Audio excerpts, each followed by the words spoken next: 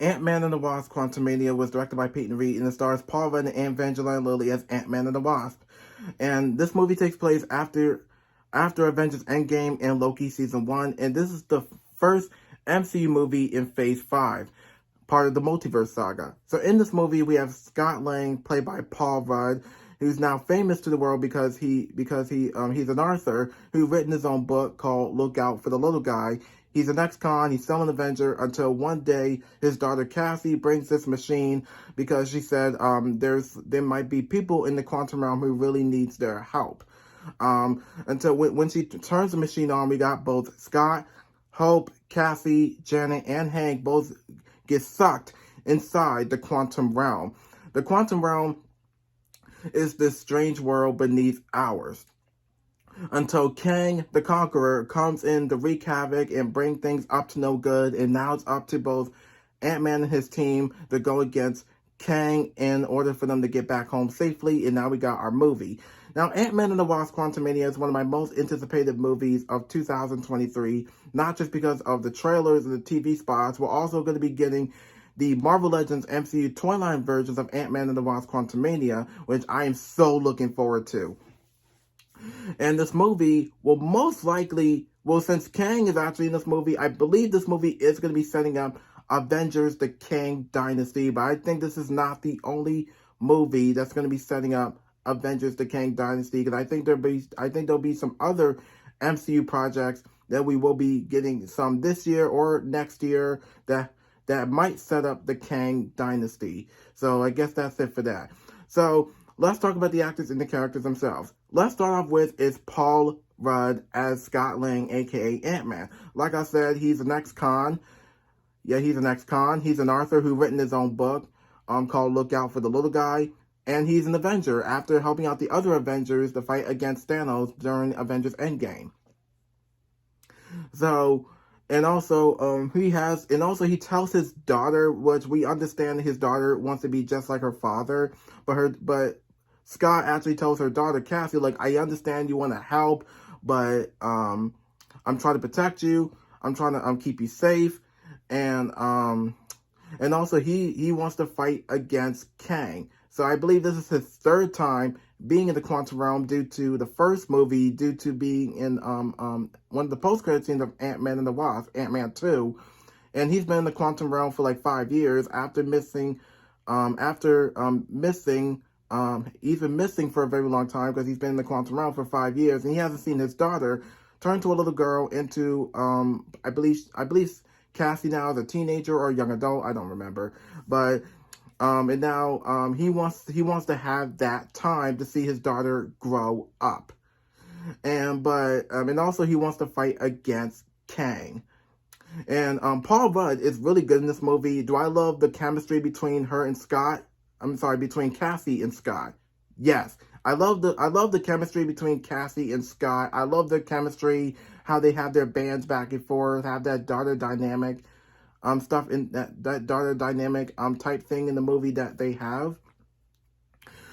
And I think that's it for Paul Rudd as Scott Lang, aka Ant-Man. Hopefully we'll be seeing him in future MCU projects. And next up is Evangeline Lilly as Hope Van Dyne, aka the Wasp. I gotta say, she's really good in this movie. She's a badass. She has a brand new suit. She's asking her mother like some questions or telling her what's going on in the quantum realm. What are the things you're not telling me? And I'm like, I don't know. But and also what I really like about this character, she has a brand new suit. Her and Scott have new Ant-Man suits, and I love their new suits. Their suits are awesome, and I love this new suit as well. I think Hope's brand new suit that she has right now in this movie, I think I love this one way more than we have from Ant-Man 2, Ant-Man and the Wasp. But the one from Ant-Man and the Wasp, yeah, Ant-Man 2, I love the new suit, but it was alright. But I love this new suit, most likely, from my opinion. And also, she's a badass, and also, think that's quite it, but the thing is, she's not really a main character, she's a supporting character. She's just quite there to be the supporting character. And Evangeline Lilly is really good in this movie as Hope Van Dyne, aka the Wasp, and I think that's it for Evangeline Lilly. And next up is Cassie Lang, who's new to the Marvel Cinematic Universe. Then we have Catherine as Cassie Lang, aka Stature, Stinger, whatever you want to call her. Some people call her Stature, some people want to call her Stinger. With me, I get a little bit mixed up with the names. I don't know which one to call her. Do I want to call her Stinger, Stature, whatever I want to call her? It doesn't really matter. I don't know. But I'll figure that out. But here is Catherine as Cassie Lang, and she's really good in this movie, but I'm still salty about Emma Furman not being with us in the MCU. Since the last time we saw her in Avengers Endgame, now we don't have Emma Furman no more. Now we have Catherine Newton, who's new to the Marvel Cinematic Universe. And what do I like? Do I like her, Cassie Lang? Yeah, I do. I didn't have any issues with her being Cassie Lang. I didn't have any problems. But one of the things I really like about Cassie is now she's all grown up. She misses her father after 5 years. Since he's been in the quantum realm for a very long time. And like I said, Scott didn't really see her grow up because he's been in the quantum realm for almost 5 years. And Cassie just tells her father, "I just want to be like you. I want to help you. I have my Ant-Man suit. I have the Ant-Man suit like you and Hope do." And we didn't know she was gonna have a suit. I mean, we saw in the teaser trailer, we saw in the second trailer, in the TV spots, including in the posters. And she got her first Avengers, or I should say Ant-Man suit. And I love her new suit. I mean, this is her first suit. Because in Ant-Man and the Wasp, Ant-Man 2, I believe she told her father she wants to be her dad's partner. And there we go from there. And now we got the magic from there.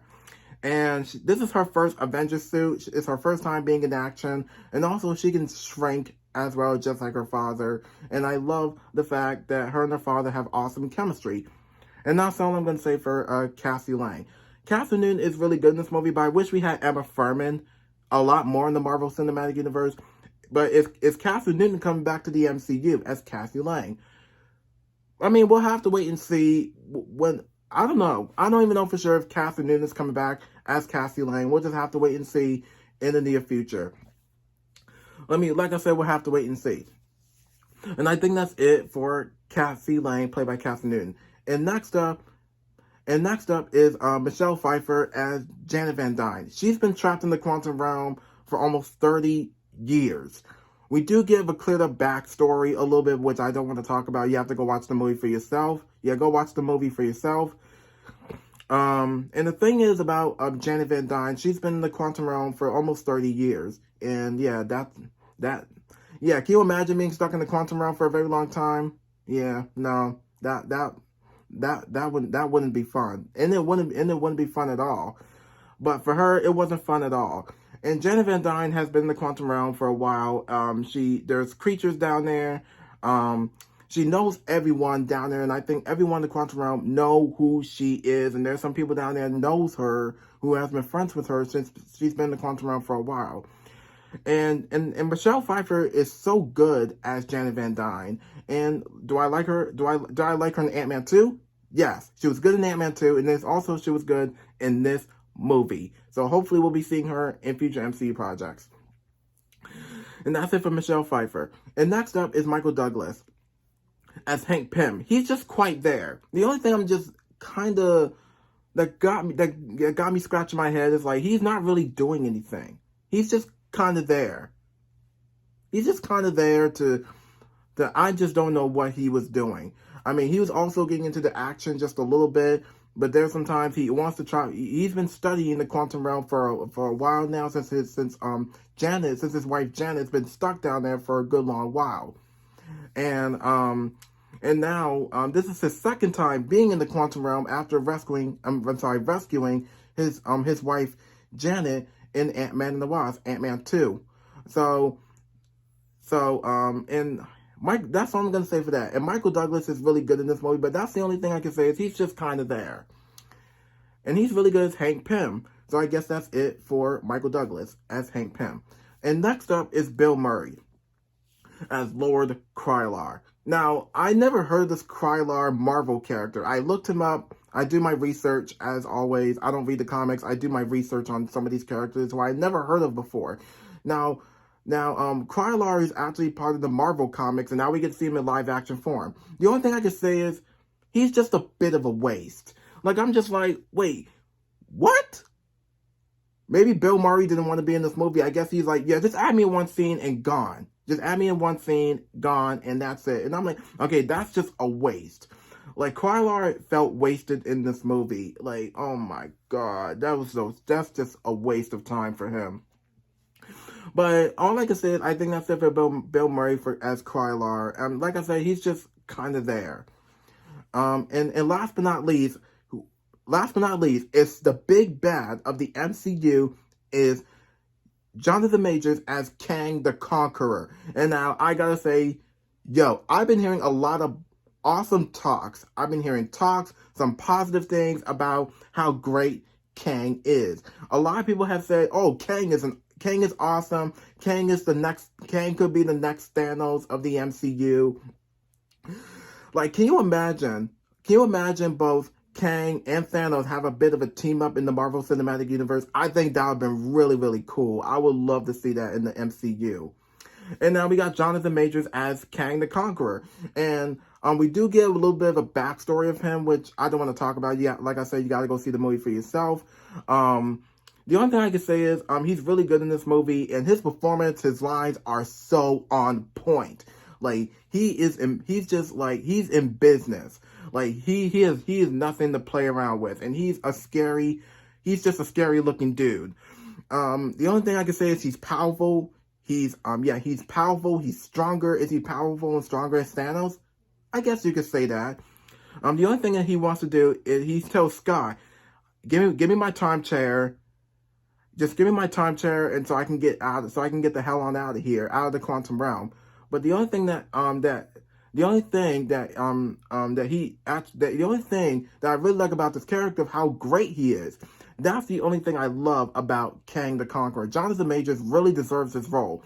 I'm going to call him a good casting choice, but I think he did a pretty damn good job as this role of Kang the Conqueror. And I think that's it. I think that's it for Jonathan Majors as Kang. And that's it for the actors and the characters themselves. And I do want to talk about the action. The action in this movie is so good. And talk about the action sequences. They're so great in this movie. The final battle is fine by one. I'm like, wait, where is the Ant-Man and Kang fight? We do see that for a brief minute, but the issue I have with the final battle, it felt rushed. The biggest issue I have with the Ant-Man versus Kang scene is it felt very rushed. It felt like it was in a rush to like go to here, go to there, whatever, to this scene. Like, I'm like, okay, slow down. I felt like the final battle should have had time to slow things down. Look at Spider-Man No Way Home, Black Panther Wakanda Forever.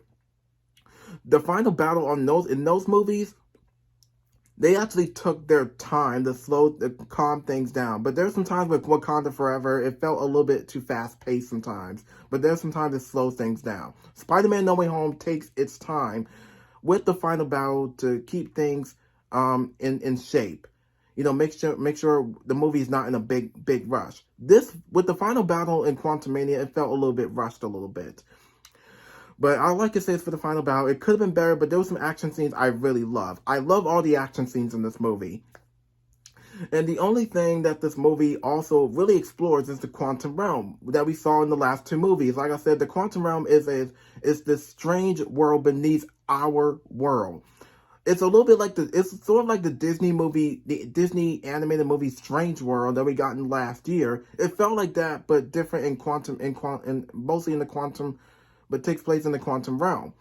Now, the only thing that really gives awesome, one of the things I really love about the quantum realm, the visuals, the CGI is really, really good. I love the visual effects.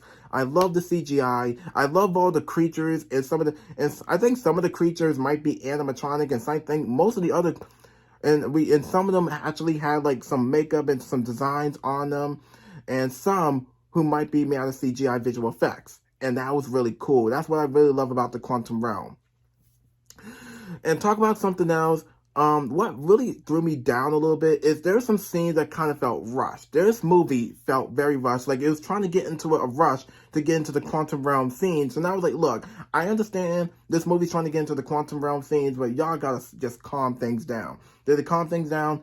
No. I was like, this is just not working for me. it felt very rushed. I feel like this is a rush movie. I feel like this movie felt a little bit rushed at some times, which I was like, well, Wakanda Forever, Spider-Man No Way Home took their times, but this movie did not slow things down. Eternals, it did feel a little bit rushed a little. It did feel sort of rushed. This movie felt very rushed as well. But the thing is about this movie that I want this movie to slow down a little bit. That's the only thing that kind of just threw me off a little bit. Like, I was getting a little bit of decentness in me, and I was like, okay, there are conversations, cut to this scene, conversation, cut to this scene, next scene, next scene, next scene. Like, slow down a little bit. And what really interests me is we get to see Kang. Is this sort of like Kang's homecoming? Yes, this is a straight up. This is sort of a little bit like all about. It's not just about Kang. It's about trying to survive. This movie is also about survival. It's about Ant-Man and his team trying to get out of the quantum realm safely. It's about them trying to survive against Kang, the fight against Kang, and meet new people in the quantum realm, and meet creatures and some characters here and there that really actually did a really good job. And all these characters did a pretty damn good job. I feel like everything in this movie felt good, but there's some times where it felt rushed. This movie should actually just like take its time a little bit, but it just didn't. But I guess that's it for Ant-Man and the Wasp: Quantumania. I guess that's it for this movie review for Quantumania, and I think that's it for that. Nothing much to say, and I can't wait for the Kang Dynasty to be set up from the Multiverse Saga, I guess. So I guess that's it for Quantumania, and I think that's about it. So be sure to like, subscribe, press notification, my phone, and Instagram, comment down below, and I'll see you in my next video. Thank you for watching.